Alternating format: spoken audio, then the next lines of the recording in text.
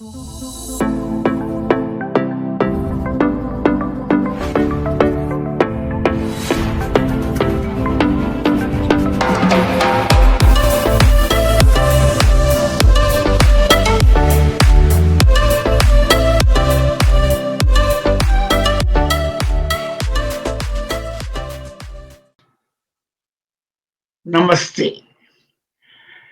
आज हम संसद यानी शीतकालीन सत्र के संबंध में चर्चा करने जा रहे हैं। मैं समझता हूँ कि आज 17-18 दिन हो गए हैं और संसद के दोनों सदन, लोकसभा और राज्यसभा ठप सी पड़ी हैं। कोई कार्रवाई जो होनी चाहिए ठीक तरह से नहीं हो पाई। अलबत्ता लोकसभा का सदन जरूर चल रहा है कल से, क्योंकि संविधान पर चर्चा है और आज भी हो रही है शनिवार को। लेकिन राज्यसभा जो है वो सोमवार तक के लिए स्थगित हो गई है। कुल मिलाकर के जब नवंबर में जब से संसद शुरू हुई है, कभी ठप, कभी स्थगित, कभी 2 दिन के लिए स्थगित कर देना, यानी लगातार हो रहा है। और उसकी सबसे बड़ी वजह ये है कि विपक्ष जो है यानी अपोजिशन पार्टी, वो सरकार से कुछ मुद्दों पर बातचीत करना चाहती है। और सबसे बड़ा मुद्दा तो ये है कि अदानी और प्रधानमंत्री नरेंद्र मोदी के बीच के संबंध क्या हैं और क्यों हिंदुस्तान के जितने भी पब्लिक सेक्टर हैं, अब चाहे वो एयरपोर्ट हो, चाहे वो दूसरी चीजें हो, वो सब अदानी समूह को और ये कॉरपोरेट को दिया जा रहा है। इस पर बातचीत करना चाहिए। लेकिन जो सत्ता पक्ष है यानी भाजपा, इसके लिए तैयार नहीं है। ये पहला मेरा, जहां तक मुझे याद है, मैं क्योंकि पिछले 40-50 साल से पत्रकारिता कर रहा हूं और संसद को भी मैंने कवर किया, संसद के दोनों सदनों को। ये पहला अवसर है जब वो प्रधानमंत्री, किसी भी प्रधानमंत्री को एक उद्योगपति कॉर्पोरेट घराने से जोड़ा गया है। ऐसा नहीं है कि लोकसभा में, संसद में पहले भी कोई पूंजीपतियों के कारनामों को लेकर चर्चा नहीं हुई, होती रही है। जैसे नेहरू जी के जमाने में हुई, इसके बाद इंदिरा गांधी के जमाने में हुई। कुछ मंत्रियों ने रिजाइन भी किया था। जहां तक मुझे याद है, टीटी कृष्णमाचारी ने नेहरू जी के जमाने में रिजाइन किया था। तो ऐसी अगर मान लीजिए आज विपक्ष और या राहुल गांधी और उनके साथ जो दूसरे और पार्टियां हैं जैसे डीएमके वगैरह हैं और लेफ्ट पार्टी, जो वो मांग कर रही हैं कि भाई अडानी के बारे में इतना एक्सपोजर हो चुका है, अमेरिका की एक अदालत ने, उसके अदालत की जूरी ने उनके खिलाफ कुछ वारंट तक जारी हो गए हैं। केनिया में जो अडानी की जो चीजें थी वो रिजेक्ट कर दिए हैं। श्रीलंका में उनके प्रोजेक्ट को रिव्यू किया जा रहा है। बांग्लादेश में जो उनका बिजली का प्रोजेक्ट था उस पर भी रिव्यू हो रहा है। जब इतने सारी बातें हो गई हैं तो कम से कम जो विपक्ष की जो जायज मांग है उस पर तो चर्चा होनी चाहिए। अगर मान लीजिए प्रधानमंत्री जी पाक साफ हैं और विपक्ष के आरोप गलत हैं, निराधार है, तो फिर बहस हो जाए। आपने जब कुछ किया ही नहीं तो डर क्यों रहे, भाग क्यों रहे हैं? ये एक सबसे बड़ी बात है। लेकिन बड़े मुझे तकलीफ है ये कहते हुए कि सत्ता पक्ष इसको, जो अडानी का नाम आते ही एक तो ये है कि स्पीकर और उधर राज्यसभा के जो सभापति हैं वो इसको कार्रवाई पर जाने ही नहीं देते, बल्कि अडानी का नाम ही हटा देते हैं कि अडानी का नाम ही मत लीजिए। तो वो, लेकिन सत्ता पक्ष जो है, ये एक मुझे बहुत नई बात देखने को मिली कि उसको इससे कि अडानी के मुद्दे को राष्ट्र की आर्थिक शक्ति से जोड़ देते हैं और कहते हैं कि भाई ये तो जो हो रहा है इससे अर्थव्यवस्था गड़बड़ाएगी, ये राष्ट्र भक्ति नहीं है, राष्ट्र, यहाँ तक कि राहुल गांधी को तो गद्दार और राष्ट्र विरोधी कहा गया, या विपक्ष को भी कहा। यानी ये एक बड़ा नई बात है। भाई एक क्या, एक पूंजीपति के बल पर हिंदुस्तान की अर्थव्यवस्था खड़ी है क्या? ये एक मोटी सी बात है। ऐसा कैसे हो सकता है? क्या और भी तो पूंजीपति हैं देश में, अंबानी है, सिंघानिया हैं, बजाज हैं, पूरे काफ़ी हैं, तो टाटाज़ हैं। तो अगर अगर आप खाली अडानी को ही लेकर कितने सत्तारूढ़ दल बीजेपी और प्रधानमंत्री जी इतने चिंतित हैं, तो ये तो सोचने की बात है कि आप ऐसा नहीं कह सकते।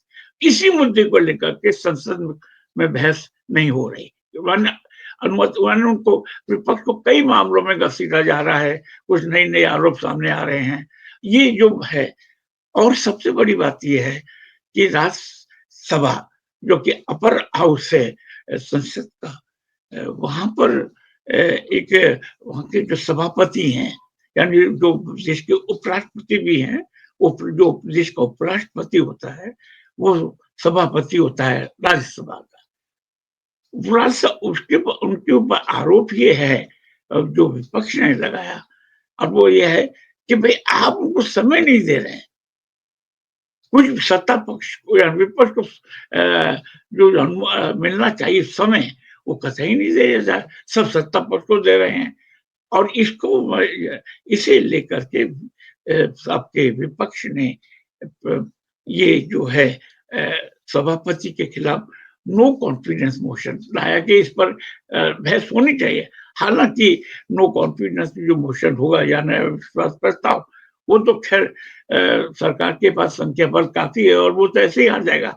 लेकिन मुद्दा तो बना कि ये जो भेदभाव जो हो रहा है, और क्योंकि आम तौर पर लोकसभा के अध्यक्ष और राज्यसभा के सभापति, इनको माना जाता है कि तटस्थ हैं, ये निरपेक्ष हैं, किसी एक सत्ता पक्ष या विपक्ष के साथ जुड़े हुए नहीं हैं।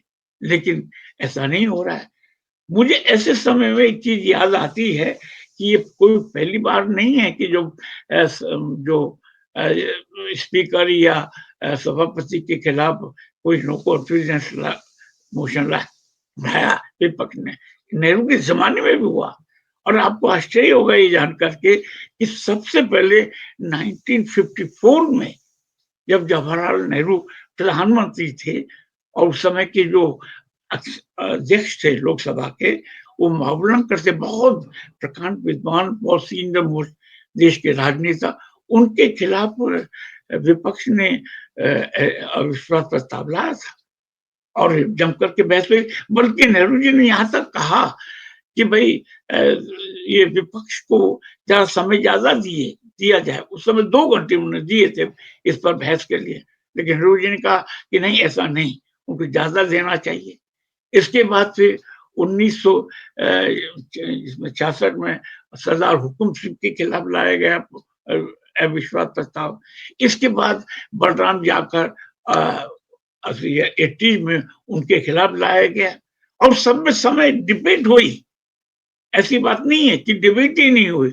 लोकसभा में बाकायदा अ, अध्यक्ष के विरुद्ध जो अविश्वास प्रस्ताव लाया गया, उस पर बहस होती रही और जमकर हुई।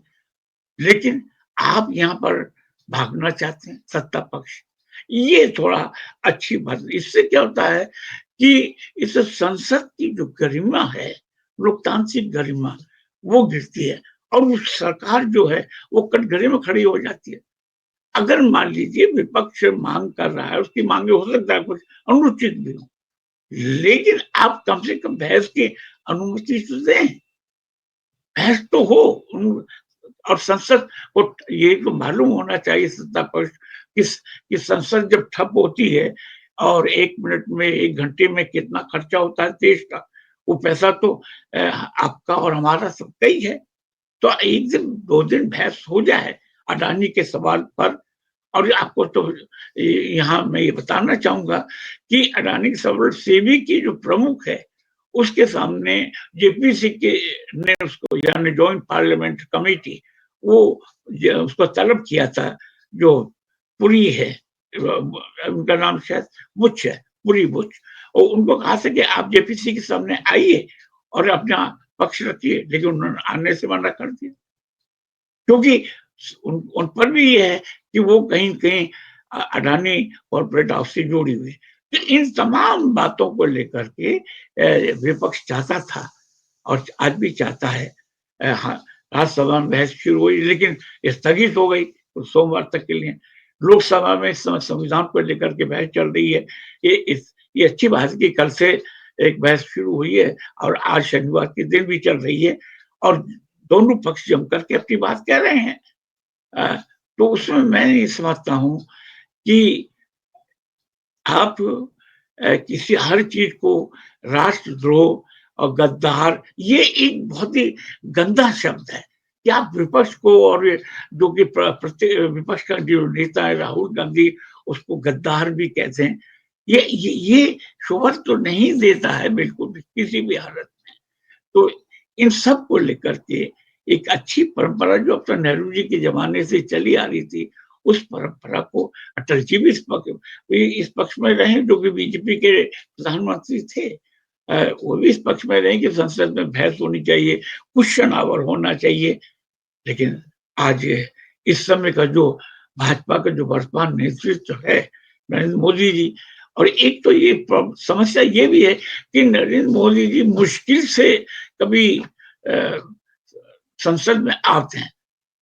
भाई जब वो संविधान के प्रति इतनी निष्ठा वो अपना दिखाते हैं, वो संविधान की जो प्रति है उसको माथे पर माथे से लगाते हैं, तो उनसे ये भी उम्मीद की जाती है कि कम से कम वो सदन में आकर के विपक्ष की मांगों का सामना करें। तो कुल मिलाकर के ये है कि अगर लोकतंत्र को जिंदा रखना है, जीवंत रखना है, जिंदा क्या जीवंत रखना है, ये तभी संभव होगा कि जब सत्ता पक्ष और विपक्ष के बीच में एक सकारात्मक, एक हेल्दी डायलॉग हो। जैसा कि कल बीजेपी ये कांग्रेस की जो नई नेता जो सांसद जो बनी है केरल से, वायनाड से, प्रियंका गांधी का कल पहला भाषण था नया, तो उन्होंने बहुत साफ साफ कहा कि भाई आप संवाद, बहस, चर्चा, ये एक भारत की सनातन परंपरा रही है। और ये ईश्वर, चाहे वो वेद हो, पुराण हो, कई चीज हो, कि उसमें हम सत्ता पक्ष विपक्ष हमेशा समाज में रहा है।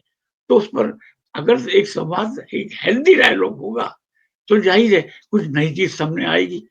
तो ये मैं समझता हूँ कि प्रियंका गांधी का एक सकारात्मक और एक ऑब्जेक्टिव एटीट्यूड है, और उस समय मैं समझता हूँ कि अगले जो सप्ताह से फिर से शुरू, क्योंकि अब शीतकालीन सत्र के कुछ ही चंद रोज रह गए हैं, तो ऐसी स्थिति में कुछ अच्छे काम हो जाएं अगले सोमवार से, और मैं समझता हूँ कि सत्ता पक्ष को सद्बुद्धि आएगी, उधर विपक्ष भी अपनी थोड़ी हठधर्मिता को छोड़ करके दोनों में एक कॉपरेशन होगा, संवाद होगा, तो इससे हमारा लोकतंत्र और मजबूत होगा।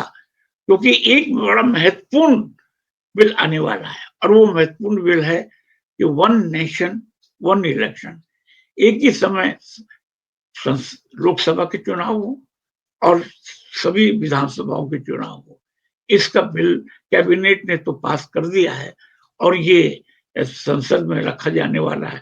ये बहुत ही महत्वपूर्ण बिल है, और ऐसी इसके संबंध में एक विस्तार से चर्चा होनी चाहिए, क्योंकि इसके परिणाम काफी गंभीर होंगे, दूरगामी परिणाम होंगे। तो इसमें दोनों पक्षों को बहुत खुले दिमाग से काम लेना चाहिए। मुझे उम्मीद है कि अगला सप्ताह संसद का एक सार्थक, अर्थवान, मीनिंगफुल रहेगा। धन्यवाद, शुक्रिया।